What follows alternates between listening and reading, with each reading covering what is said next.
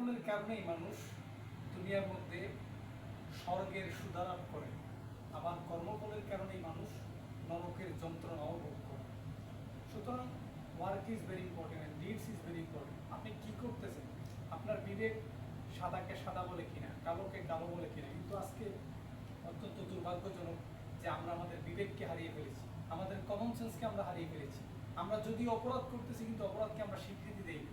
এটা কিন্তু অত্যন্ত ডেঞ্জারাস। মানব জীবন এবং পৃথিবীর ভারসাম্য রক্ষার জন্য আপনি যে অপরাধ করেছেন সেটার স্বীকৃতি দিবেন এবং আপনার কর্মফল নিয়ে আপনি একটু চিন্তা করবেন। আপনি ভালো কাজ করতেছেন নাকি মন্দ কাজ করতেছেন। যদি মন্দ কাজ করেন তাহলে নরক জাহান্নামের যন্ত্রণা আপনি ভোগ করতে হবে, আর যদি ভালো কাজ করেন তাহলে স্বর্গ, যেটাকে আমরা প্যারাডাইস বলি, জান্নাত, সেটার আরাম আনন্দ আপনি দুনিয়া থেকে উপভোগ করতে পারবেন। এই জন্য সিদ্ধান্ত আপনার।